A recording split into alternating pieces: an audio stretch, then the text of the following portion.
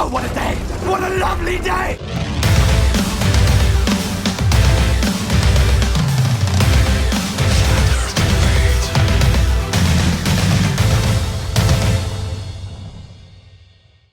Welcome to Flat Earth Debate, Uncut and After Show. I'm your host, Nathan Oakley, and if you are new to this channel, or you've not done so already, be sure to subscribe and hit the bell notification icon to keep up to date with all the Flat Earth Debate pre-show and after-show goodness. If you'd like to check out the community debate, then go to nathanoakley.com and check out the Flat Earth Debate forum to keep up to date with the community debate. If you'd like to support this channel, there is a super chat that runs alongside each of these shows while they premiere. There's also a PayPal, Patreon and crypto link in the info box below the video. We're currently joined by Paul, so I'll raise the mic on him and say a quick hello. How you doing, Paul? Yeah, pretty good. Fight to beat this cold weather after all this rain, so not fun. Go from hot temperatures to rainy to freezing all within a week. The old saying here in Tennessee. Saying here in Tennessee is if you don't like the weather, just wait a minute. Yeah, I've heard that before. Is the mic you're using, is it never been used on this show before? No, I've used it. I've used it several times. Is it not coming through okay? No, it's fine. It's just quieter than you usually are. That was all. I'm using a Bluetooth mic, so it gives me a little bit more free range. Oh, it's better. So Miles better. I can try to speak up louder. It's definitely better. It's just you get a habit of what you do with each guest. Either leave them the same, turn them down, or turn them up. Right? Well, typically you're turned a little bit down, whereas now you're turned up. Just weird. Not a big deal. I got you. One of the thoughts I had, I guess we were talking about before you started the show, and I think it's something to kind of talk. I think it'd be good to talk about a little bit when everybody gets on here. Is appeal to authority that came up big time yesterday, and as we question things, we have to question what we've been taught, which is the authority. But there's a tension that you've got to learn to walk with. Is when do you question authority? When do you accept authority? And how to, or the person that has the credentials, and maybe something that when the panel gets a little bit fuller, something to talk about at some point, because I think that issue did come up yesterday pretty strongly. Yeah, definitely. I mean, by definition, an appeal to authority is an appeal to somebody who's not a subject matter expert. And the problem with a subject matter expert is, as you just rightly pointed out, they could be incorrect. But extraordinary claims require extraordinary evidence, and in the case of some of the citations that I know John provides, they're backed with experiments, like proper experiments, not bullshit experiments. But in other words, you've got experimental evidence to present to back your assertions. In other words, they're proven assertions, as opposed to conjecture or Mystic Meg predictions not backed by experiments, or just pseudoscience experiments not backed by a hypothesis. That's a good citation. I try and avoid citations. If I can get away with just having my own understanding of something that's sufficient to make the point without a citation, then you don't actually need them. I've had this conversation a few times with Anthony, and the citation isn't the argument. The citation only supports the argument. So in other words, if you're arguing from a point of logic and reason, and you can put your argument forth in a logical and reasonable way, it should, by all reasonable standards, be accepted as such. If there's a flaw in the argument, then someone may challenge that part of the argument, and then if that seems like a poor rebuttal, then it needs to be backed by citation. So, this is standard debate stuff, wouldn't you say? Sorry, I was on mute. Hang on. Just set off the fire alarm. That's all right. No worries. Yeah, standards of evidence is something that I hadn't got the vaguest clue about until I started doing this debate. So I didn't know what is good and what is not good standards of evidence, or what evidence was. Most people have got a misconception about that as well. What is evidence? And that even got debated about with Anthony. So Anthony's trained in law, and of all the people that you'd expect to have a good handle on what the word evidence means, Anthony would be one, and he did have an exceptionally good handle on what he thought evidence meant, until you really scrutinise it and get down to the nitty-gritty details of what evidence actually means. And the reason the argument came up in the first instance was because I think John had said words to the effect of evidence and proof are synonyms, and it caused a furore, and everyone's like, evidence and proof aren't synonyms. It's like, actually they are. You know, when you withhold evidence, it means information that is relevant, as opposed to holding information away that isn't relevant. That's not withholding evidence. Evidence is quite a specific term, and evidence basically means proof. And this was something that took a while for Anthony to concede, but ultimately speaking, you know, that's why you've got terms like false evidence. In other words, claim to be proof when it is not. But again, the word evidence, this semantic challenge we have on our hands, is very specifically about the words we use and the way we use them and the meanings we think we are portraying when we use specific words. And in reality, it is a discussion of semantics, and that's what words and their meanings are. And if your use of semantics is improper, it can lead people astray. You sorted your alarm out, Paul? I did, actually. I did. I'm cooking some potatoes, and I forgot about them, and then crap fire. You know, one of those things. Potatoes? Yeah, I was thinking, yeah, potatoes, some hash browns. Yeah, one of the things I was thinking about, just even while you were talking, is, you know, you can become the expert yourself if you understand the context and not even have a degree behind your name. We automatically accept a person with a degree because we think they've studied and understood and gone the full length of what they need to do. But a person themselves can become the expert if they're willing to put the time and energy in to fully, you know, do the best they can to fully exhaust the topic or understanding of the topic. Does that make any sense? Yeah, Anthony has declared himself so in the case of the education system that he's studying in regards to his assertion that it's partisan politics, the teaching of the Copernican model, that is. And one of the issues that came up was that they didn't have a specific subject matter expert at the university. And Anthony was like, well, I am that subject matter expert. What are you talking about? This is my subject. You know what I mean? Oh yeah, I agree 100%. I remember there's a story, it was a long time ago, it came on as a movie. I know it's a movie, but I think it's based on a true story. There was a child that had some kind of neurological problem, you know, and the father, they couldn't figure out what was causing it, and they'd gone through all kinds of different treatments, and then none of them were successful. And so the father himself actually began his own journey and search, and he was sitting, I think the time it was over, he was sitting in the midst of all these experts explaining the process to him, you know, what he was seeing and his understanding, and bringing it, even trying to find experts that would back up his point. And I think after all is said and done, they ended up giving him an honorary doctorate because of his work. You know. Oh, that's the story of Lorenzo's oil. Yes, yeah, that was it.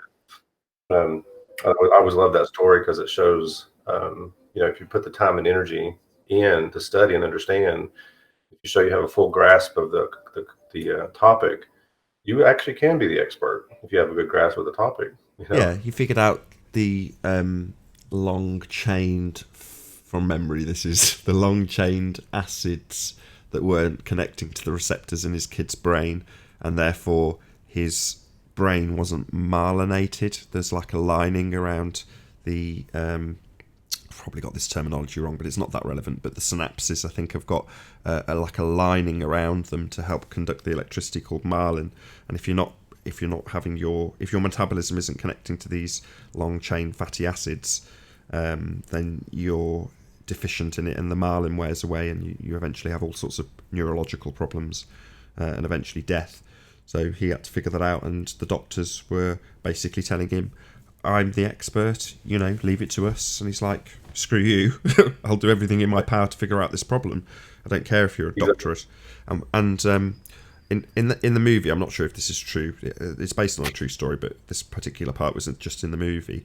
And he sat around with the doctors, and he's trying to explain to them the issue. And one of the parents says, "You can't tell the doctors what's what. That's incredibly arrogant." And he says, well, do you know what the meaning of arrogant is? And then he goes through the etymology of it coming from again, I'm going to butcher this, but I think it's Arrogante, and I think it's to challenge. In other words, it's like, yeah, I am being arrogant. That's the point. Well, and I had when I first started doing this, even just either when there's a lot of other things, like I said, we can talk about. I've brought it before, but I had a guy that was a doctor in like I mentioned this before, optics. That's what he does, and he works at Oak Ridge National Lab. I don't know if you've heard of that over here, and he knows about light. And I thought he would be the one to kind of even come in on this discussion with us, but he basically told me I didn't know how to do science just because I was asking questions. And I'm like, I'm actually even part of me asking the question to clarify, but I do see problems, and I started to see the problems from what my understanding is.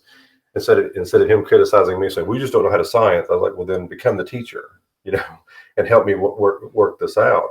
And, but he never would. He just was criticizing me, and one of the first things I brought up to him, and he kind of brushed aside it, but I said, this is a relevant issue.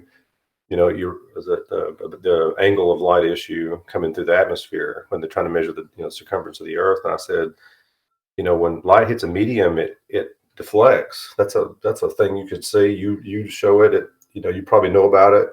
I was like, when the light hits the atmosphere, according to the heliocentric model, you can't measure the distance because the deflection of the density is going to throw the angle off. I was like, so right there's a problem.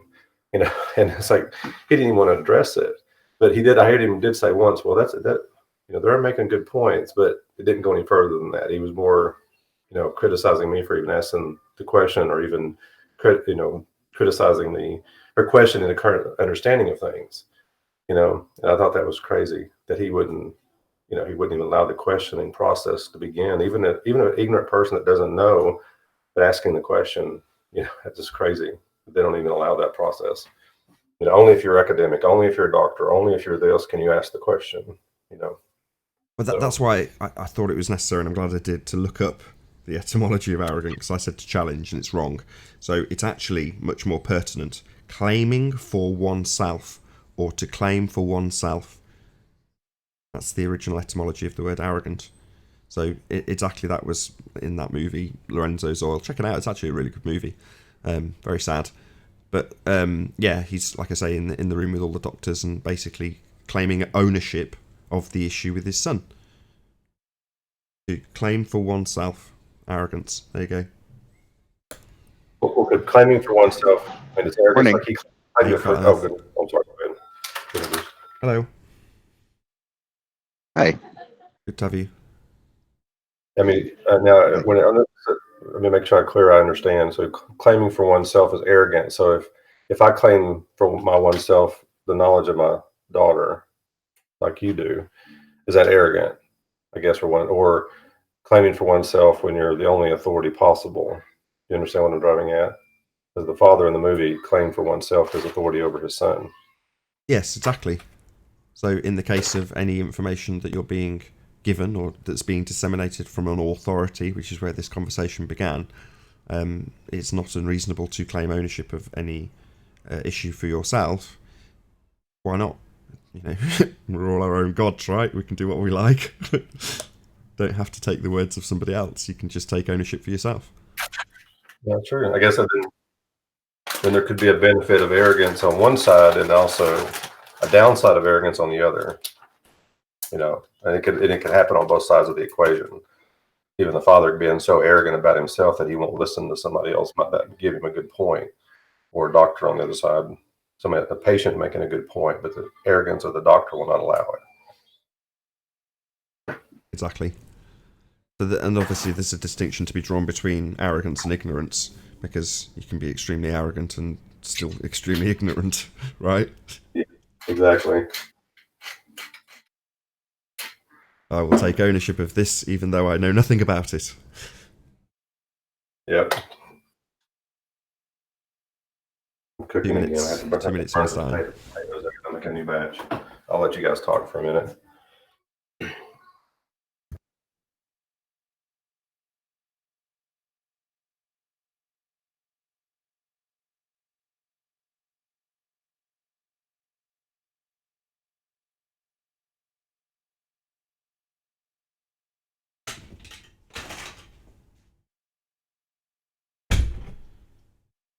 Quiet. Go grab a drink, won't be a sec. Gotcha. I'm gonna restart the potatoes.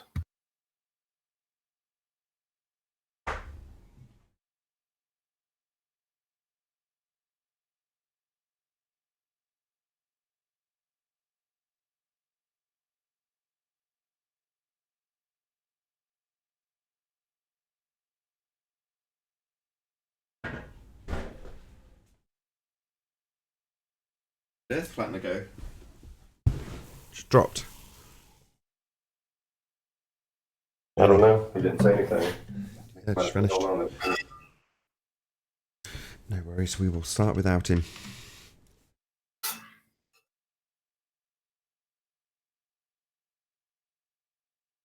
Actually, at 9 o'clock, everybody start piling in. Say that again. I said it's still early. I said I figured people would already be on here, but then I guess at 9 o'clock when you go live, it'll be everybody start piling in. Is it 9 o'clock by you then? Yes, it's about to turn 9. Yeah, it's 9 o'clock. 20 seconds. I'm going to pop you back on mute and do an intro.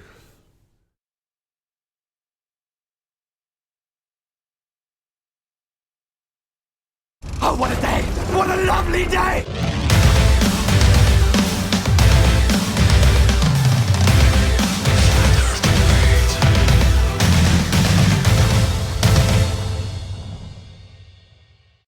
Welcome to Flat Earth Debate Live. I'm your host, Nathan Oakley, and if you are new to this channel, or you've not done so already, be sure to subscribe and hit the bell notification icon to keep up to date with the Flat Earth Debate. If you'd like to join the community debate, then go to nathanoakley.com and check out the Flat Earth Debate forum to keep up to date with the community debate.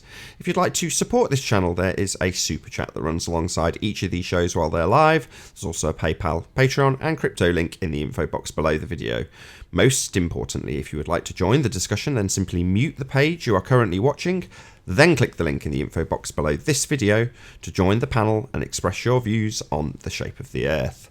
If you do join, please don't swear. If you do, you'll be ejected, and if you are, please don't try to rejoin the stream using sock accounts. You'll be warmly welcome back on the next stream. Please also share the show on social media. Sharing the show obviously increases the live audience, but this in turn increases the chances of a more diverse panel, so please share the show. And one last time, if you're new to the channel or you've not done so already, be sure to subscribe and hit the bell notification icon to keep up to date with the Flat Earth Debate. Now we are joined by Paul and Chocolate Sane. Good to have you both. Hello. Good morning. Good morning, good morning. Yes. We do a very calm housekeeping because there's only two of you in. You up for that? Sure. Yeah. Why not? Any signs of Earth curvature? No. Not yet. Not yet. Any signs of axial rotation? Any signs that a ball in a vacuum of space can have an axis? That spins on. I don't think so. With a- No? Oh, there no. No evidence of axial rotation? What about scientific evidence of gravity? Nah. I can't do it like he does it. Gravity. Scientific evidence of what? Yeah, we need Travis for that. Scientific evidence of what? Yeah, so any scientific evidence of gravity? No? Anybody? Anybody at all? Nope. Not at all. What about a self-perpetuating molten iron core at the centre of a presupposed spherical Earth? Any evidence of that? Nope. Nah. What about the distance to the sun? Just assumptions. Yeah, we were talking about that before the show started briefly. So that the dent or the medium of the atmosphere would throw off any angle measurement, basically. So you can't determine it by the angles of the sun. Yeah, you were saying in the pre-show you'd had a discussion about exactly that with one of your friends. Shout out to Colin Turner. Your early video on pseudoscience was exemplary. Oh, thank you very much. Keep up the excellent work. Smash the super chat. Indeed, smash the super chat. Thank you very much, Colin Turner. Really appreciate your support. Thank you very much indeed. Last but not least, any evidence of the R value, Earth radius? Nope. Arr. No, that concludes the housekeeping. Thank you very much for taking part. The link's not working in the chat. Yeah, why do I always ask the same question? Just refresh the page. So if you've joined and you haven't refreshed, I don't put it out until the show actually starts, so just refresh and you should get the link and be able to join. I did like that video you put out earlier. Pretty good sum up of where we're at. So kudos to that. Yeah, I intentionally left out some of my sentiments, so I got in touch with Anthony and sent him a first draft, if you like, of the video, and Nick, for that matter, a couple of other people, and I was like, hello UK Truth. On mute. Hi, Nathan. Hello, good to have you. Yeah, so some of the sentiments I left out. One of my sentiments that was what I was originally going to put in the video, I just put as a comment, which was to say that the reason for my frustration towards the end just before I left was because basically what was happening was the information I was disseminating was being paid lip service only. In other words, yes, we understand, yes, now let's talk about this pseudoscience experiment. In other words, saying it and actually understanding it and acting upon it is two different things. Hey, Apollo. Hey. Good to have you. What's up, Apollo? How you been? Excellent. Ooh, man.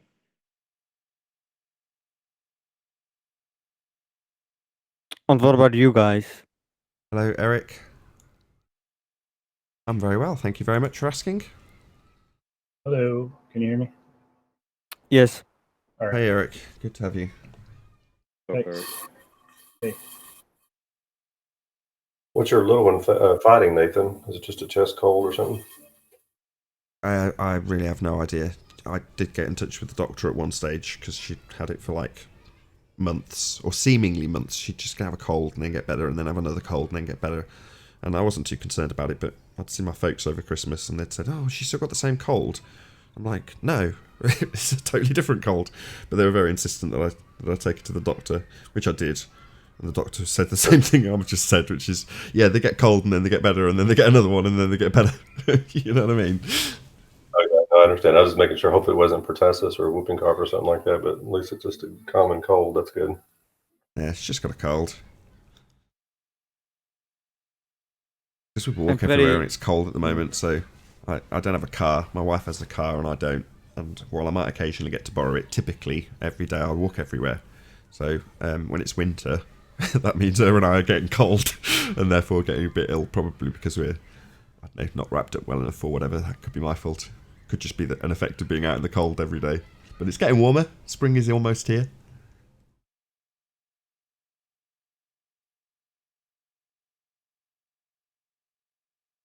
Yeah, for me, I had we up with all that. I was telling you earlier that we had the massive amount of rain here in Tennessee. We had flooding. We were on the national news. It was pretty crazy. And then right after the rain quit, everything bloomed, and then all my allergies hit me all at once. I went from itchy eyes to completely congested to like miserable within a day or two. And now it rained. It's cold. Now my allergies are gone. I'm like, oh, it's one of those things. It's like, would you please make up your mind? Just stay here. That'll be nice, I love this time of year. This is the real New Year, if you ask me. Spring is New Year, not winter. That's just silly. That's old end of the year, isn't it, winter? Everything's dying. That's not New Year. This is New Year. Daffodils and flowers. Things coming to life. Lambs. Spring. Yay. Was it from Chronicles of Narnia? It's always winter and never Christmas. And it's like when the winter was gone, spring came. So, and actually, I don't want to get biblical and I don't want to create any tension. It's just a smart observation. The Jewish New Year is around this time period, so which is interesting because it's the harvest, beginning of the harvest. just does make more sense, like logistically, as far as I mean, why would it be New Year in the dead middle of winter? That's just weird. I've always thought that was a little weird, but whatever. I didn't create the calendar.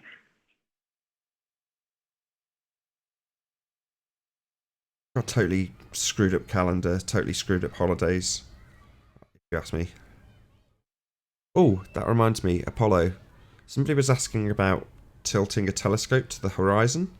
Is that something that's often or ever done? Sure, I guess if you want to observe something that is nearing the horizon and your telescope is following it, eventually it will hit the horizon. I mean, a telescope is really just a mirror lens. So sure, yeah. What I meant by For that was in the same way as people are using P900s to look at the horizon, right? Obviously, you're using a telescope to look at the stars, but has it ever been used in your experience to look at something in the daytime just at a long zoom?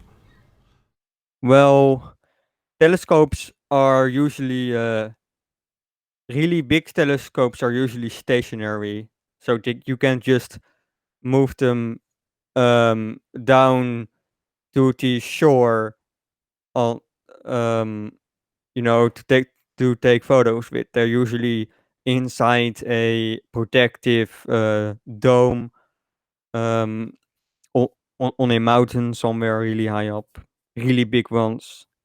Sure, I But don't mean physically take it to the beach. What I mean by that is just look at something far in the distance that's not a star that's on the ground.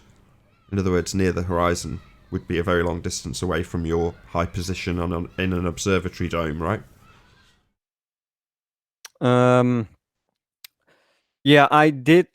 I think last year I did go to a small observatory, and they had a 12-inch telescope, and I looked at the how do you call it, horizon, so you could see the clock at a inside a church.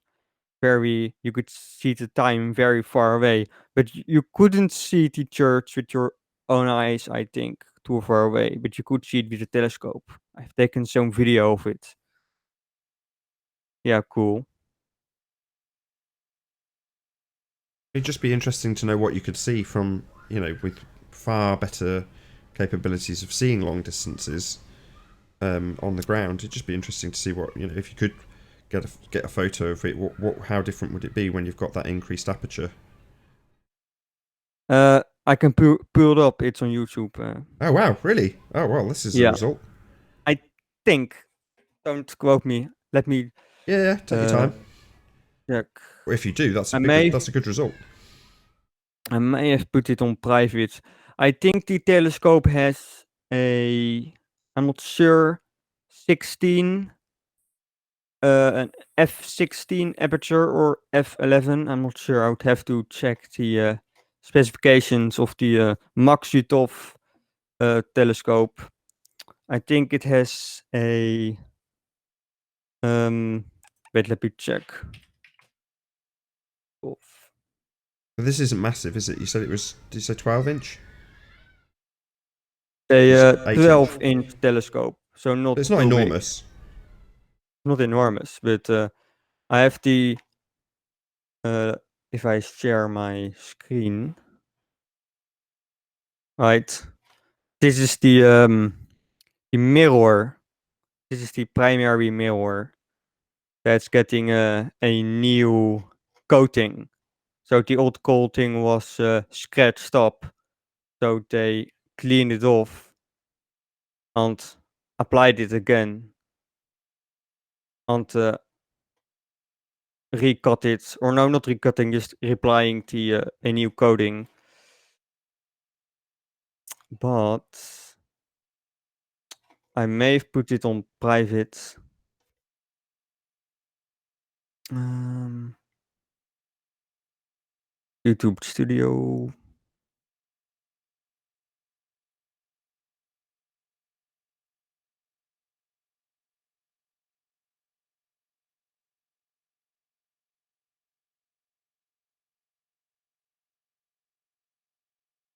Do you have a camera mount for your telescopes? You can put either your cell phone or a camera on there through the eyepiece. It's a f16 telescope, and it does. They sometimes mount a camera, but in this case, I just put my cell phone over the eyepiece that you would normally look through, but they can remove this part, and then you can mount a camera on it.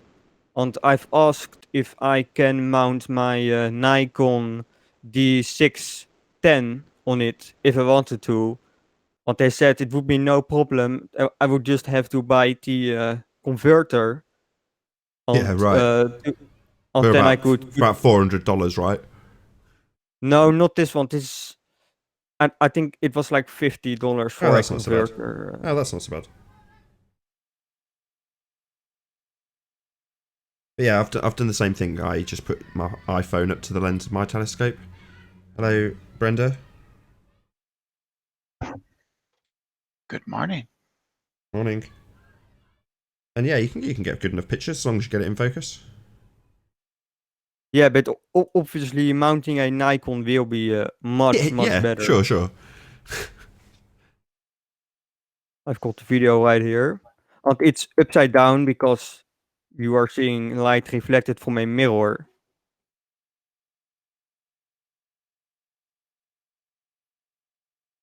Does your telescope have tracking? It isn't my telescope. It's from an observatory, and I think since last year they built a custom tracking device on it. So it can track now, but I think it's visual tracking. So it doesn't track by means of a star chart, but there is a live webcam, a special astronomy webcam mounted on the telescope, and the tracking software locks onto a target, in the video feed and keeps this in the middle. So it's a visual tracker, not a tracker that uses star charts. But it can track, yes. Oh, because I was going to say most tracking telescopes use a globe model to track with.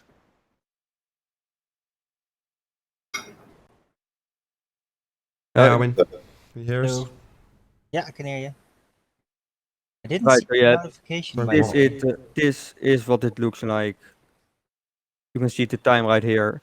And you can even see, I could see with my own eye, you can see the atmospheric interference because the image was billowing, it was moving around, just like those videos that you see of the moon, where you see everything moving around. You could see the same thing with the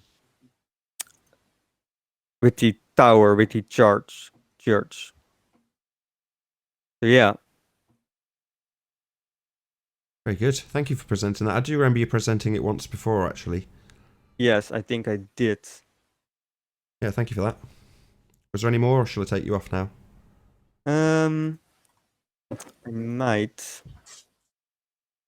I do also have one video that I took walking around the telescope, but that won't really be interesting, I guess. So no, that's about it. I didn't take any special equipment with me. Cool. Thank you very much for sharing that. Somebody asked specifically about that, so I'd forgotten that you'd already shown it as exactly what the guy was asking for. But yeah, useful to have seen it again. I can't remember who it was that was asking, to be honest, but somebody certainly asked about exactly that. So thanks for showing us that. Much appreciated. All right, and I recently got a new lens. I got a Canon 400mm f4.6, and I took some really nice photos of the moon with it.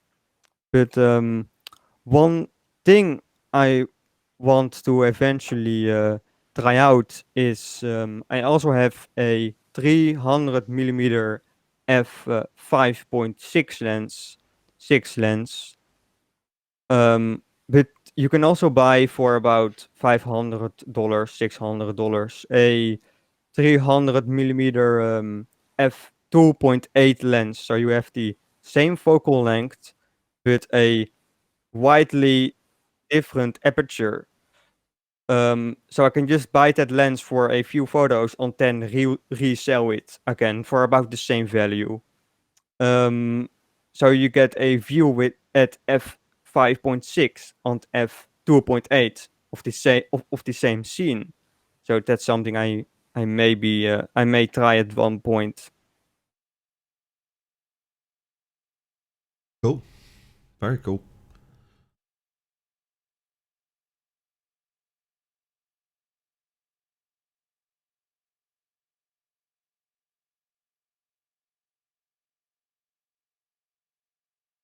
So what do you plan to do with the telescope? Well, I want to take photos just of the planets, of the moon, of galaxies, of nebula. How do you pronounce it? Nebulae, those kind of things. Because it can track now, so you should be able to resolve even faint objects because it keeps it at the same point. So you can do exposures of multiple hours. 3 hours wouldn't be a problem.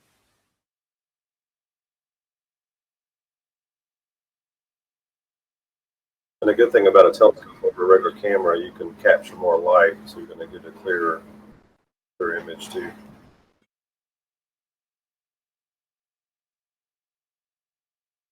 Well, most telescopes aren't actually very light sensitive unless you get a really big one.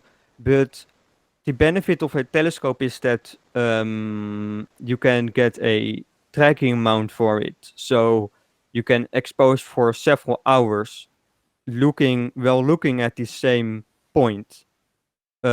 So you get hours worth of light. So you can resolve very faint points in the sky. So that's really beneficial. I see. So you're a globe earther then? Yes. Oh, very good. Right.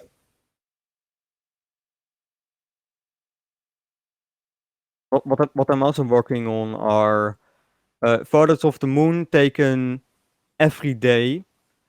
So you take one photo every day and you play these in a sequence. So you get the lunar libration, a sort of wobble of the moon. And you can see this. Yes. Yeah, I've already gotten like 5 photos and I've made a simple animation of it. But it's Yes, very because cool. because the moon's rotation around the Earth isn't exactly the same as its spin. Right. So you can see, I think, a little more than half of it, 95%, instead of 50. Do I say that correctly? No, I said wrong. 59% instead of 50 because there's a slight wobble. So, and you see this when you take photos several days and put them together. You see it moving around very slightly. So I want to make something like that. That's cool. Yes, it is. This is a very sweet conversation between globers. But any of you guys have proof for this globe that you're talking about? Well, Do you have Independent variable. Do you have proof of the flat Earth? No proof at all. Nothing. Do you have Wait a minute, let proof me of ask the you a flat question. Earth? Yeah, every time Yes, I go there's no outside. That doesn't Well, prove the let Earth me is flat. Yeah, it Well, let does. me ask you guys. No, it doesn't. Doesn't do it scientifically, but it does. In a No, general it doesn't sense. prove Yes, anything. What there's you see the in the lack sky of doesn't geometrical prove a ball. curve. Yes. That's denying the consequent. That's a formal logical I'm not fallacy. claiming scientific proof. I'm just claiming general. It's still proof, fallacious. as in It's still denying the the consequent, and it's still impossibility of a fallacious. globe due to the lack of geometrical curvature. Yeah. It's still a formal logical fallacy. No, it's not. I'm not claiming Yeah, it is. scientific proof.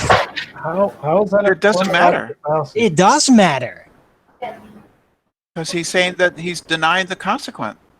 He's saying there's a lack of curvature, therefore the Earth is flat. Yeah, That's it's a denying the consequent. geometrical deduction. Yeah, it is. It's a geometrical deduction. If it's not curved, then it can't be a ball, and it has to be flat. So, No. yeah, That's not yeah. logic. That's not a logical entailment. Yeah, it is. It's No, it isn't. Geometrics. Yes, it is. There's no cumulative drop. Then that means it's linear. The surface is linear, has a linear relation. There's only one thing that I know of that has a linear relation in that sense, and that's a straight line. And when you compare a straight line concept to a surface, that means it's flat. It could be a cube, and we're just on one of the surfaces. Of course, but I'm pretty sure that this surface that I know, that everybody knows, is damn well flat. So you can't say that the Earth is flat. It could be a cube. Yeah, I can, but I don't know what's you out can't. there. If you can I know say it this. can I be a know this cube, part of then the Earth is it- damn it- well flat. Brenda, if you can say it might be a cube, then it might not be a globe, right? Is that what you're saying? True. It might not Sure. be. Oh, okay. Can I just ask Brenda Very good. something? Do you think that denying the consequent is a logical fallacy? Of course it is. Take us through it. Explain it to us. Oh, you have two propositions, P and Q. Say if P, then Q. If you denying the consequent is you deny Q, right? And so that's denying the consequent. Well, but give it me in full syllogism then. So if P, Oh, then Q. something like if it rains, the street will be wet. The street is wet, No, therefore no, it has rain. Just the formulation. That's No, just I the just told- formulation. Just if P, you so far given me if P, then Q. So what's the rest? yeah, not Q, therefore P. Not Q, therefore not P. No, that's modus tollens. Yeah, that's what we're talking about. That's Oh, logically sorry. logically valid. Sorry, you're saying Oh, modus tollens, otherwise known as denying the consequent, is not a logical No. fallacy now. modus tollens is not denying the consequent.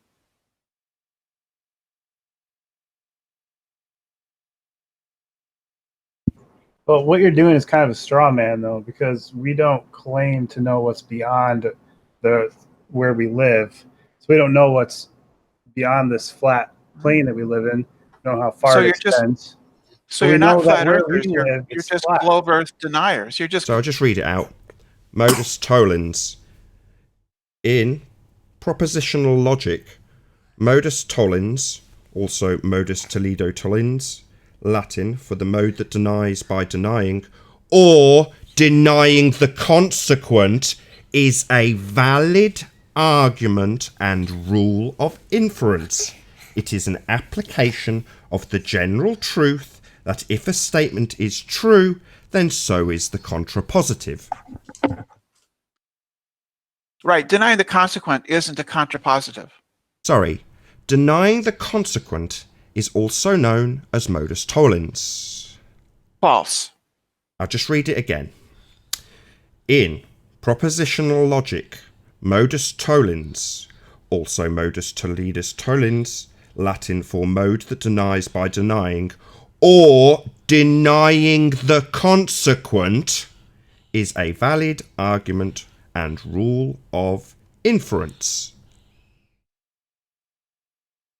So all this time, when you've been claiming that globers have been denying the consequent, this is formologically valid, not valid, then you've been lying all this time.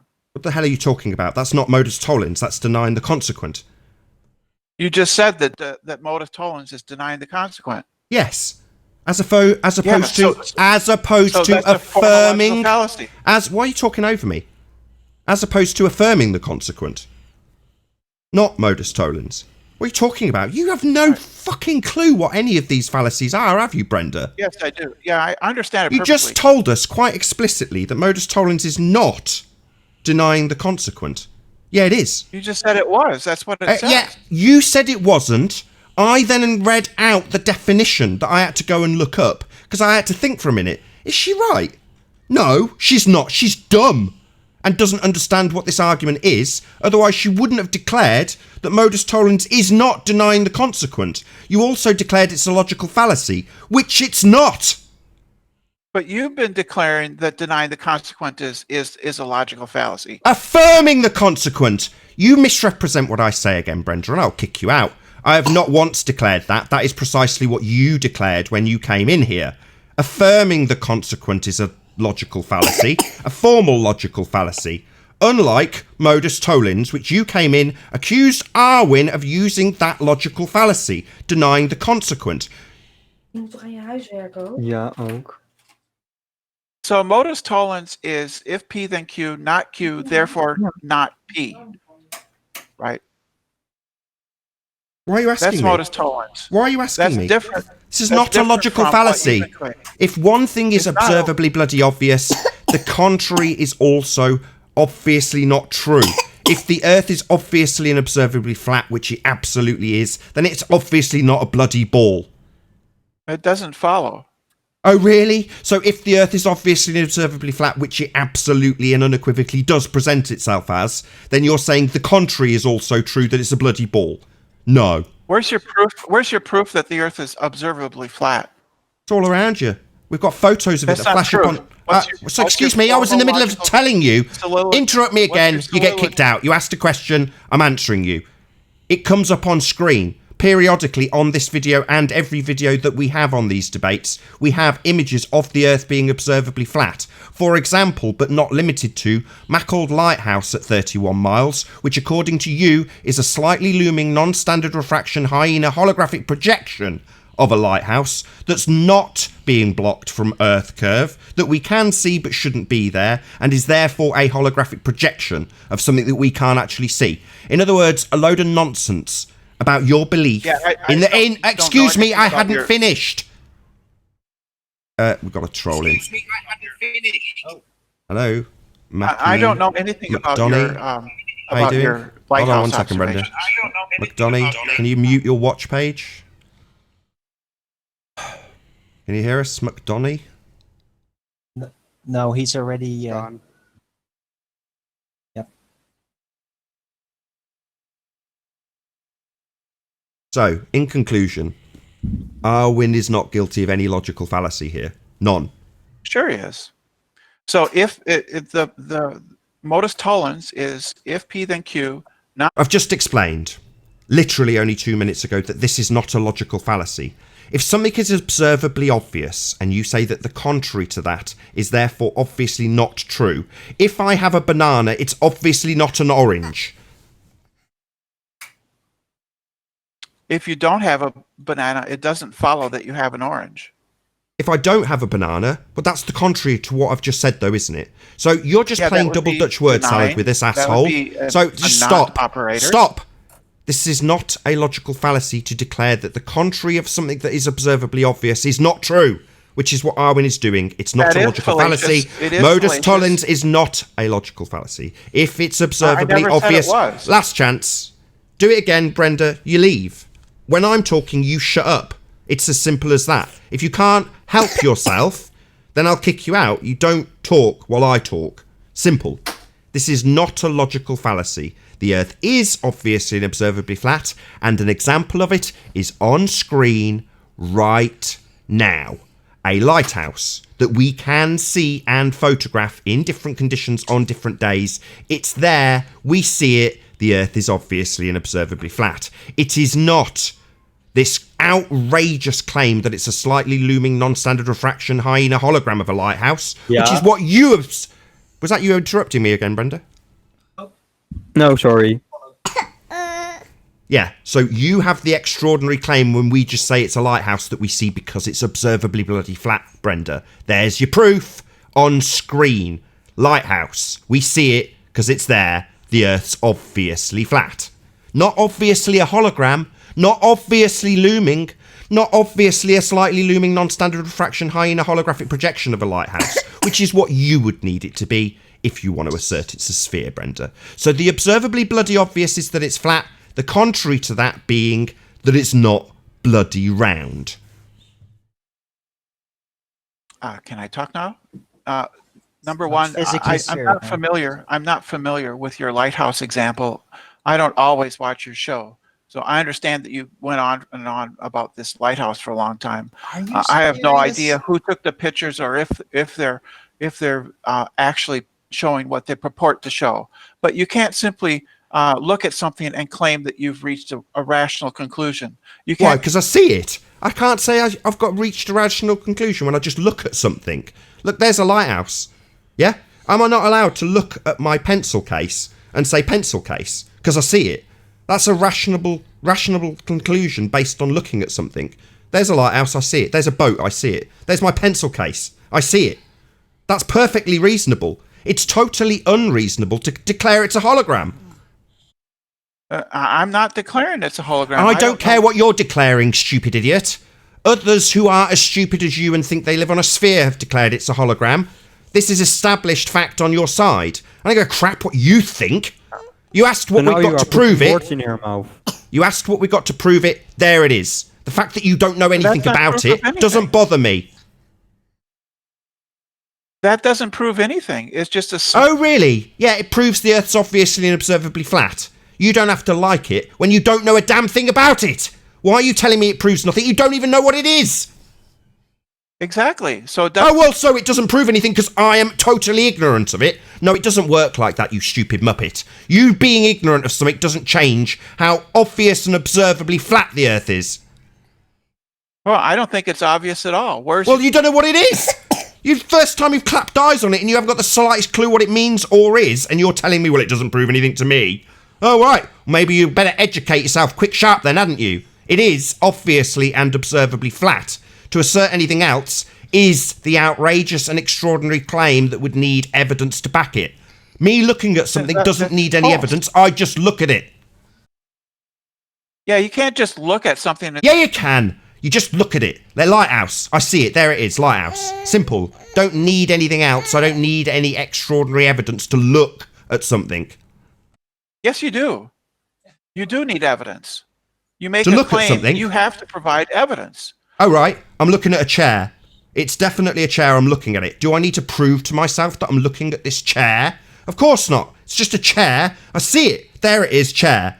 Now I look out my window and I see building. There's the building. Do I need to prove that that's the building? No. It's just a building outside my window. There it is, building. Then I look at great distance, 31 miles, and see a lighthouse. I don't need to prove it's the lighthouse. There it is. I can see it. No explanation required. The only time it needs an explanation is if you've got a fundy religious belief that it's not really there when you can see it. You're just declaring the Earth is flat without any evidence. Other than a lighthouse at 31 miles that we see because it's there, and you fundy zealot globeheads say it's not there. It's a lighthouse that's holographically projected from behind the Earth curve that we don't see. So yeah, we do just see it. It is just there. You fundy zealots need to say it's an apparition. You fundy zealots need to say it's a hologram. You fundy zealots need to say that it's looming. You fundy zealots need to say that this is a mirage. Well, no, it's just a lighthouse. We just see it. It's just there. Like my chair, like the building out the window. I can just say I see it. And the Earth is obviously observably flat because it's not being blocked by anything else. Therefore, the contrary is absolutely not true. There's nothing blocking our view of it. There it is. We see it. End of explanation. I see it. It's there. Yeah. Earth obviously flat. Well, just saying the Earth is obviously flat doesn't... No, it is. I'm looking at it. Here we go again. More evidence on screen. Barrow in finesse. 17 miles. A boat at about 6 miles in between. Flat plane in between the two of them. No obstruction, but the lighthouse and the clock and the town and the docks are all there to see from 1 inch above the ground. Absolutely no obstruction from any claimed Earth curve. We see it. It's there. Again, you globehead fundy zealot claim that this is a slightly looming non-standard refraction hyena hologram of Barrow and Finesse being projected from beyond a curve that we don't see. Again, not seeing any curve, seeing buildings on the obviously and observably flat plane. Are you going to tell me that you're ignorant of this as well and it proves nothing? There's the clock, I see it, 18 miles away. Obviously and observably flat. Where's the base of that building? What base? What building? What's the name of the that clock? building. You know exactly what this I is, don't do know. you? Well, why are you asking me where the bottom of it is if you don't even know what it is? It's not supposed to be there if you have a reification fallacy disorder. If you think you live on a globe, that clock's not even there. Yeah, you're asking me where the bottom of it? What, the bottom of the hologram? Where's the base of that? What? The base of the hologram? That lighthouse. Excuse me. The base of what? The base of the hologram. Where's the base of those wind mills? Excuse me. We were talking Where's about the the base? clock. You asked where the bottom of it is, and I'm saying base of what? A hologram? You're saying we can't see enough of the hologram that's not blocked by Earth curve, and we do see and is there, obviously and observably flat. And you're asking where the bottom is. It seems like you've got a lot of word salad. I present you with proof of stuff that shouldn't be there on your fantasy globe belief. You fundy think it's a mirage, and yet, rather than saying, yeah, that's interesting, it's not there in my fundy belief, but there it is, we see it, you ask me where the bottom of your bloody hologram is. What kind of joke are you? Well, the obstruction is hidden by the caused by the curve. limited Obstruction. viewing angle. What obstruction? There's no obstruction, dumbass. We see it. Are you not listening, Brenda? There is no obstruction. There's nothing obstructing anything. The whole thing, if we were on a globe, wouldn't be seen. None of it's really there in your fantasy world of globes. We don't see any of it. It's all blocked by Earth curve. But there it is, we see it. And what's your response to that? Where's the bottom of it? What, the bottom of the hologram we shouldn't see? If there was an Earth curve actually obscuring our view, and it isn't, we just see it. Yeah, the simple logical explanation for that is we see it because we see it. No explanation required, like me looking out my window. You say it's a hologram that we need to explain where the bottom of it is. What a load of crap. I never said it's a hologram. I'm telling you what it is in your reification fantasy. You don't know what it is, but you see fit to question me where the bottom is, but you don't realise your fundy belief would have you believe it's a bloody hologram. So you don't know anything about this, but you're asking me where the bottom of a hologram is. You stupid muppet. I don't think it's a hologram. I know you don't. It isn't. We see it because it's there. It's not a hologram. Your fundy belief in a globe says it's a hologram, you stupid muppet. Aren't you listening? No, it doesn't. That's not. Obscured by Earth curve, muppet. Not really there. Blocked by the curve of the Earth you think we have. It is visible. We do see it. And it's definitely not a hologram. But if you want an Earth curve to be in the way that's not blocking it, then you can be damn sure it's going to get called looming when the maths doesn't work out. I can't see the base of that tower, so the base of that tower is obstructed by a curvature. No, we see it. It's there, you stupid dumbass. Didn't you see the picture? Well, I saw the picture, and I didn't see the base of the tower. Base of the tower? What are you talking about? You've never seen it before. How have you even compared it to anything? You don't know how big that tower is. How tall is it, Brenda? Well, yeah, I have no idea. So why are you asking where the bottom of something you've got no idea how big it is? I'm telling you, not asking, making it absolutely clear, because you don't know. That you, the globehead fundy zealot, who thinks he lives on a ball, has got a fundy zealot belief that it's blocked by Earth curve. So you need magic, and looming, and refraction, and 7/6R to bring it back because it's not visible, Brenda. Now, you don't have to understand it. I don't give a crap if you want to go and research it, but that's a fact. Now, you can fight it all you like and try and find excuses for it, but you asked, what proof have you got? I'm giving it you, and you're fighting it tooth and nail, aren't you, love? You don't like it. You want to find an explanation around it. You don't want to accept that we can just see these clocks, that they're not being obscured by Earth curve at 18 miles. You want to ask me questions about why we cannot see the bottom of something you've never, ever seen before. Yeah, I think that's a reasonable question. Oh, I think it's a reasonable question when we just see it, and it's not blocked by a damn thing, Brenda. So it's not a reasonable question to ask why we can't see the bottom of something when in your fantasy it's not even there. I don't know what you're talking about. I think that I'll say it again for about the 5th time. In your fantasy world, those clocks and that lighthouse are blocked by Earth curve. You cannot see them. It is a geometric impossibility on the sphere you think you live on to see those buildings. They are not there. Impossible to see because Earth curve is blocking the view. We do see them. We can take pictures of them. So you need to explain why we can see them. I don't, because it's proof positive that the Earth is obviously and observably flat. Because nothing's obscuring our view. We can just see them a very long way away. You can't. There's an Earth curve blocking the way, Brenda. So I don't need you asking me questions about how much we can see of your hologram. You need to accept that it's a bloody hologram. Yep. You shouldn't. No, the only one who's saying Brenda, it's a you shouldn't be hologram. seeing it at all. if the Earth was flat, I should be able to see the base of that lighthouse. No, that's a false clock. assumption. No, yes, it is. No, it's not. That's a false assumption based on perfectly your reasonable. ignorance If the Earth about is flat, optics. It's No, false that's not how optics assumption work. based on your ignorance about optics. You need Oh, sure, demonstrations. Ron, No, you don't know anything Line's about curve. optics, Brenda's Arwen. just said that's not how optics When work. you So see things, optics are involved. Yeah. have you done anything Yes, to of course. validate that, And Brenda? optically, if the Earth is flat, you should be able to see the entire. No, you clock should not. tower. That's not how Yes, vision works. you should. That's Sorry, the let whole me get it point. straight. That Hold on, is hold how on, Owen. vision Let me just see. works. Let's On a just say it flat straight. plane, Brenda's that's just how it said. works. Brenda's just said that if the Earth was flat, we should see forever. Is that correct, Brenda? Ridiculous. Yes. Really? No. Do you know? Hold on, Owen. What's angular size? What? What's angular size? It's the apparent size of any object in the distance, and it depends on the resolution of the camera you're using.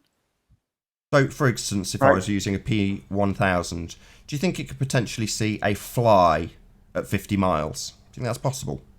Probably not. I don't know. So we can't see forever then? Yes, you can. Well, you've just said It that we doesn't couldn't follow see. from that doesn't follow from what you just said. Well, okay, so you think we can see a fly at 50 miles then? We can see forever? Or does the No, angular the fact size limitation dictate how far you could see? How small things get Angular as they size get further away? has nothing to do with how far you can see it.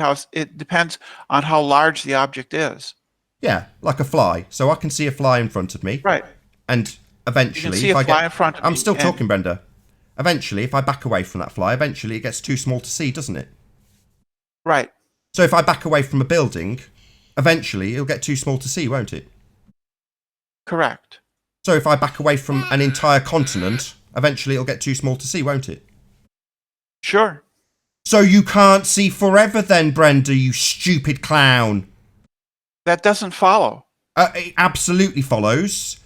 Yeah? Things get smaller into the distance. You can't see things forever. There is a diffraction limit. You just believe the fundy maths that tells you that perspective isn't real. Because they exclude it from your maths. Now you've got such a fundy belief that even after you've explained the angular resolution limit at distance, you still assert that we can see forever. You're an absolute fundy idiot. No, but because I can use a large telescope to bring that fly back into view. I can use a Excellent. large Let's try again. telescope to bring Excellent. that building back into view. Excellent. That's and excellent, to bring Brenda. that continent back Excellent, into view. Brenda. That's and why I I asked should you. be able to see all Excellent. of it. So let's take you through it again. So, Brenda, Good. I look at a You fly can- through my P900 at 50 miles. Can I see it with my P900? I have no idea how good a P900 is. Well, you tell me. Do you think you can see it forever? I that don't fly? know. Well, I'm asking you if you can see. You've just asserted the we can. resolution of the camera Why are you're you using has talking nothing to do still? with being able to Shut see it up! forever. I'm talking.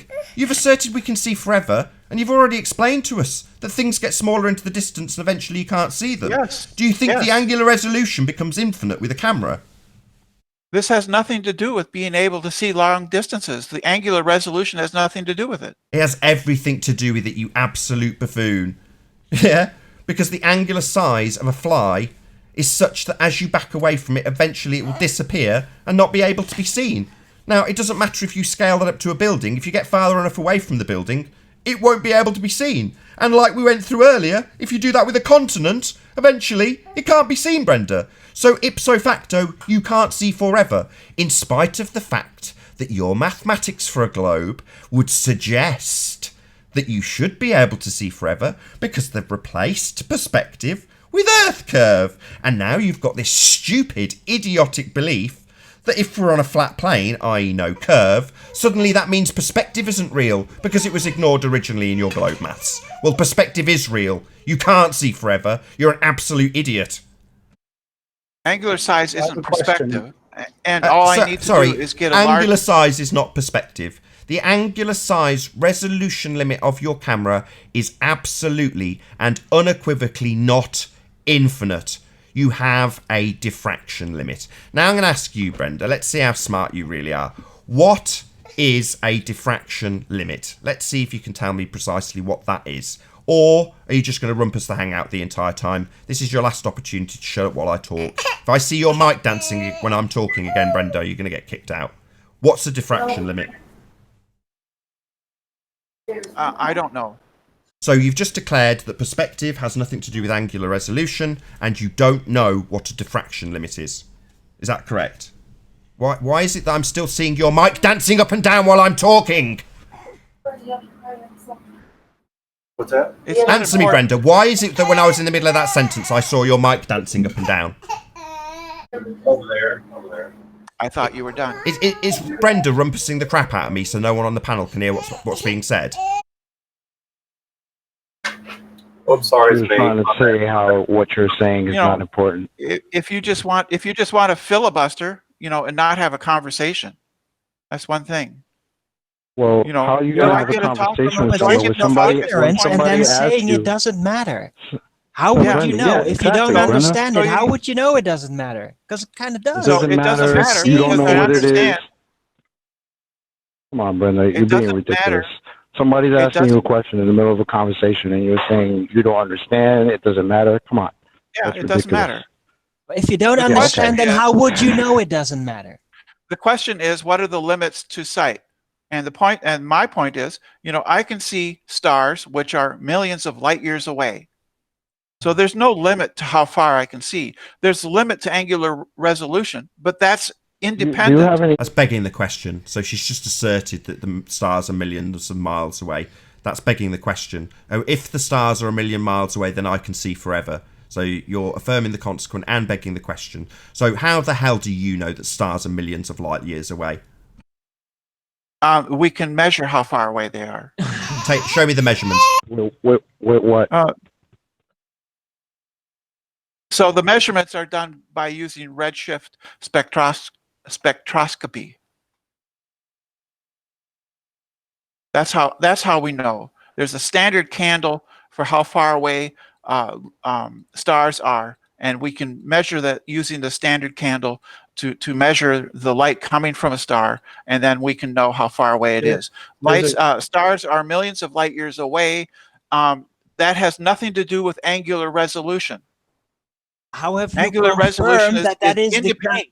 How did you physically confirm that it actually works like that? We confirmed it with but you'd have to first physically prove that is actually the case before you can even start to assume that it works like that on the stars, presuming that they are at a specific distance that far away.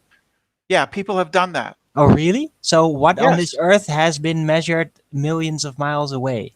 Well, nothing on this Earth has been. Well, there you go. Right? Exactly. So you got to use the stars to prove the stars. We can measure the distance to the stars using redshifting, presupposition, and standard candle measurements. What does that mean? Except it's all based on you don't know what that means, and you have no physical confirmation on this Earth that it actually does that. So can you show us the maths then, please, Brenda? The math? Well, the point is that we can know how far away an object is because of how much it's redshifted. That's how far away it is.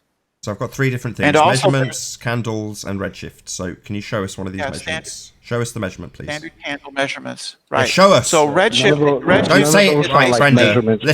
Listen up, Brenda. Redshifting. Don't say it 3 more times. Show me the maths that you have used, please. No. No, No. I'll kick your ass out No. if you don't present it. Don't just assert your fundy belief. Let's have a look at the maths so we can But take just a like- giant dump on it. You look it up. I'm not making this claim now, Animo Brenda. This is your claim. So let's have a look at the maths and have a look at the R value and have a damn good laugh at you. Let's have a look There's at no it. R value involved. Well, let's have a look. There's no R value. Well, let's have a look. There's no R value. Let's see then. Don't just declare it. Show us. Let's have a little look at the maths. When I asked if you'd show us, you said no. Now the audience is going to be wondering why you wouldn't want to show it, having declared so boldly that it's true.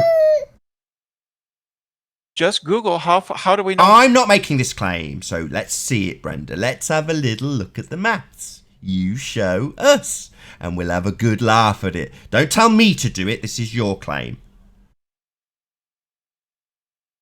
Chop, chop, Brenda. Back your claim. Nah, she said we should just Google it. Oh, so she's not going to. So you're essentially now useless to us, Brenda. Shall I kick you out as you're not going to play ball? You're just here to just assert your fundy beliefs, are you? I say maths proves it. I'm not going to show you the maths, though. No. I'm just going to tell you that maths proves it. Yeah, we're not really that interested in your fundy belief here, Brenda. No. We're not interested in your fundy belief. Yeah, if you don't let me respond, for nearby stars, we can use No. Show me the measurements. Show me the mathematics. That's what I want to see. Simple as that. I can't hear you. So for nearby stars, we can use just simple trigonometry and triangulation and parallax to determine how far away the stars are. Yeah, you're just going to assert it 3 more times, you fundy zealot. Right, I'm going to give you one last chance, Brenda. Show us the mathematics for it. Don't just keep asserting that the mathematics proves it, describing it and not showing it to us. You've got one last chance to show us, or I kick your ass out. It's simple conceptual idea. I don't need. You said it was maths. I don't want to hear a concept. Your concept of what the stars are is just your fundy belief.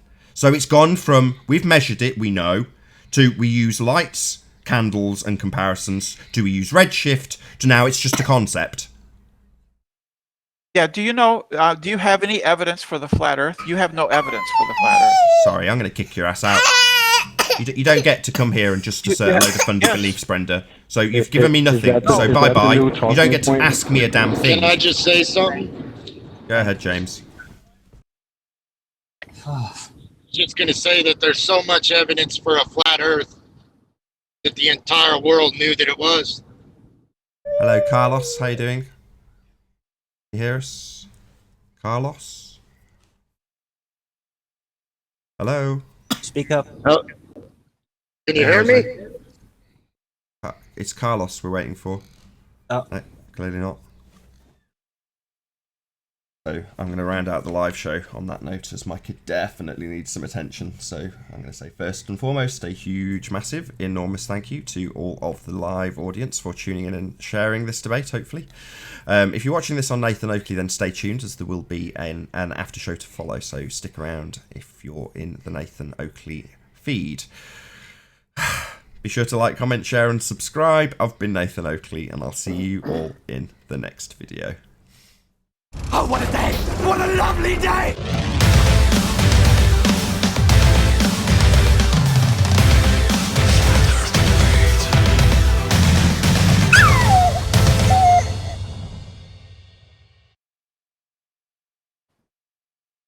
Yeah, yours sounds fine. I mean, she came in and made a lot of claims, but nothing to back it up. That's the thing she does. I mean, Yeah, and answers absolutely nothing. And then when you get to putting her into the corner, she decides to ask a new question. Or says no. Let's see the maths then. No. That's just right. Yeah. I mean, it really, one thing I did hear from that conversation, though. It doesn't seem like she truly understands how the curvature would work to even obstruct an object. I don't even think she understands it. No, but from her conversation constantly, that's what it seemed like. Brenda, there's a lot she doesn't understand. Brenda has 3 responses to everything. Yes, it is. No, it's not. And gravity. That's it. That's all she says. 3 responses. That's all Brenda has. I don't know. She constantly claims ignorance and then starts to actually claim that she does know. And until you actually ask her for proof, and then she claims she doesn't know. She's just mess. Mess.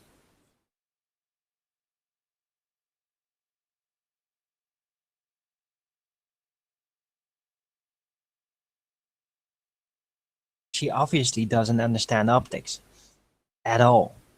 She claims ridiculous claims about optics that in practice never work that way.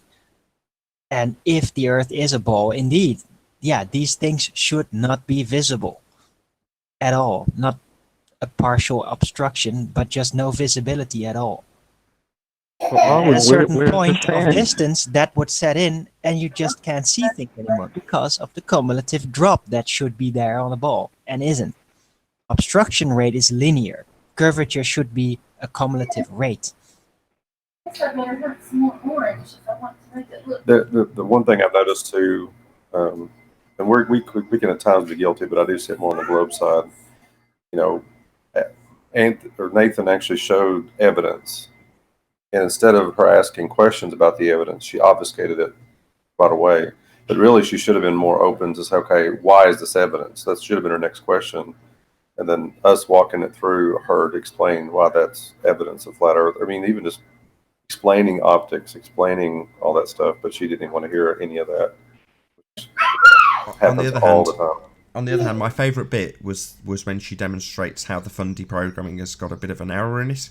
So in her mind, she thinks that it's acceptable to say that you should see forever on a flat plane because the removal of the aspect that she's detailing, which is curvature, leaves you with an infinite plane that you can see forever on because the original mathematics didn't have perspective in them. So cognitively, she thinks she can see forever. Even when you take her through not being able to see forever, she says, well, that doesn't make sense. It's like, yeah, because your maths has excluded perspective and called it curve. Doesn't mean you can see forever if you haven't got a curve. Quite the contrary. Exactly. Now, I would like to ask Apollo, since he's back, about the moon observation he had made. And this is back on that because I thought this was interesting. I was not interested, but I thought it was I wanted to ask a question. Sorry. I can put it up if you want. Oh, it's more you said that the moon oscillates. Is that what you said earlier? Is that right? Yeah, over a monthly period. Okay. Now, your assumption is that that's because it's moving in and out on its orbit from around the Earth, correct? Well, it's let me see. It's because it isn't perfectly aligned. Its rotation isn't perfectly aligned with its orbit around Earth, so it changes very slightly. You can see it right here. Okay. Is there what's your account for that observation? Well, I can see it right here that the face of the moon isn't perfectly stationary. What do you think is the cause of that observation? What's causing the moon to do that? Well, for the globe Earth, it's the oscillation, I think, or because it isn't perfectly aligned. It has a slight pole. How do you call it? Oscillation as the poles. Weird. Like, Is there if it's anything not else? perfectly aligned, then why would it be constantly facing us in the same way for all eternity? That doesn't make any sense. It isn't facing us the same way. It is. Yes, it's always the same face. We get to see. Maybe some slight, what seems like apparent turning here or whatever, but eventually it's always going to be facing the same face. So, well, it doesn't spin around completely, but it doesn't show the same exact face either. Yeah, it does. No, because then you wouldn't. It shows 59%, not 50. No, So it's 9. not. it's always gonna be the same face again, always the same side, basically. You're not listening to him, seeing. Arwin. You're not listening to him. Say that again, Apollo. Well, there is a difference between face and side. You know, side is 180 degrees difference, and face, in my opinion, is what we see. And there is over a monthly period, there is a very slight change of the face. Now, I'm not saying, I'm just, providing the observation that I've made over several days. I'm not saying this is proof for this or that. So, that's why I wanted to post this. You're right. You're absolutely correct. You see 59% of a presupposed sphere, and that's not something I could ever argue with. So, that being the case, I always said, well, it must be a sphere. However, somebody then showed me modelled what can only be described as like a Smartie, like one of those like little chocolate discs. And that was shown to me modelled to do exactly the same thing. And I was like, okay, so you can model it. There are other explanations. Okay. Wait, what is a Smartie shaped like? I've never heard of a Smartie. It's like a Skittle, but with chocolate in it. Kind of like a Skittle, like a squash, more flat Skittle. Well, in the how do you say it? In the Smartie model, does the moon emit its own light, or is it a reflection of the sun's light, or another light source? It wasn't being modelled model. in that respect. It was just, positionally where it's traversing. It showed, like I say, a Smartie in the sky doing the same thing in terms of how the light appeared in the model. And for a long time I really struggled to cope with that. I was like, I even stutter a little bit now while I'm talking about it, because it's such a deep-seated belief that I have that the Earth, that the Moon, is a spherical shape, because that's how it presents itself as far as I'm concerned. And it seems the most logical that it is sphere-shaped, until someone comes along and says, well, not necessarily. Look, it can be modelled in different ways. And at that point you go, okay, well, my preconceived notion may be incorrect. I'm not going to say it is a sphere, because that may not be the case. It's interesting, but it depends on where the light comes from in the Smartie moon, because some flat earthers say the moon emits its own light. Some say it is still reflected from a local sun. I'm not sure, but depending on if it would emit its own light, then you could say, well, it just looks like a sphere. I because understand what you're that's saying how now. Sorry, I misunderstood what you were asking. Yes, it was being lit from a secondary source, i.e. it was lit by the sun. It wasn't its own light bulb. Okay. I don't think the shadow would be the same on a Smartie as we would see it on a moon, but I guess I haven't seen the model you were talking about. I'm not going to go out and go and dig it out from whichever video it's in either. I mean, it's one of those. I'm not trying to convince you of this. In other words, if you want to believe it's a sphere, more power to you. I don't know either way, and I'm now happy to say that, having seen it modelled another way. But if somebody wants to believe it's only possible that's a sphere, that's fine by me. I used to think the same exact thing. Now I just say I don't know.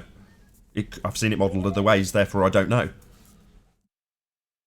Okay. Well, thank you, Nathan, but I think I must be going now, unless somebody has another question for me. Why is the sky blue? Why is the sky blue?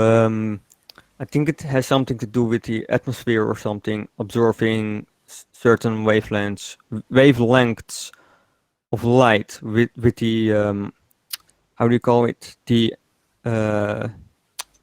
particles. How do you call it again? The water particles absorb or reflect. I think reflect a certain wavelengths of light better than depending on the angle. So I'm not sure. Yeah, like it lets red to green etc. light through, and the blue light scatters. Oh yeah, And because it scatters because it has a smaller wavelength, right? So the probability of hitting something is higher because it goes more often back and forth, like the wave. yeah, So I that's think the explanation, I think. yeah, and this is also why at a low sun angle the sky turns a different color, because the angle, basically like a prism, the water particles act like a prism, and depending on the angle of light that hits them, they reflect a different color more better. And so that's why the sky looks different colors at different angles of the sun, angles of reflection inside the water particles, I guess. Yeah, and during sunset, the light has to travel through more atmosphere than when it's at 90 degrees, right? So the red light has a higher probability of hitting the gas particles. So the light Yes, is sorry, just to clarify. So the light is coming from outside of the sky. So the sun is outside of the sky then. Yeah, according to the official explanation, yes. How do you know that? Well, that's the official explanation. I don't know if it is true. Might be another cause. I don't know. Just what I've been told. Sure. What about you, Apollo? Do you know for certain that the sun is outside of the sky? I think so, yes. Think so? What makes you think that? Well, how high do you think the sky is up? Because depending on the height of the sun, you would get different shadows from the clouds, for example. If the sun was only slightly above cloud level, then you would get different shadows from the clouds, or than if it was much higher. Sorry, telling me what may or may not happen given different circumstances doesn't really answer the question, though. How do you know the sky is outside? I keep saying the sky is outside. How do you know the sun is outside the sky? You've told me that it must be a far away, and I understand that bit, but how do you know it is? I gotta go now, sorry. Thank you, Apollo. I have to do homework. I laid my point enough, I think. But no, it's not what Thank you very much it is, for Nathan. presenting as well. I really appreciate it. Gotta do some AutoCAD stuff. Bye-bye. That may also be a good opportunity for me to round out the after show and say a huge, massive, enormous thank you to all of the audience in the Nathan Oakley channel for tuning into this premiering stream and hopefully sharing it, smashing the super chat, all that good stuff. If you'd like to keep yourself amused after the stream has ended, then go to nathanoakley.com and check out the Flat Earth Debate community forum to keep up to date with the community Flat Earth Debate. I've been Nathan Oakley, and I'll see you all in the next video. Oh, what a day! What a lovely day!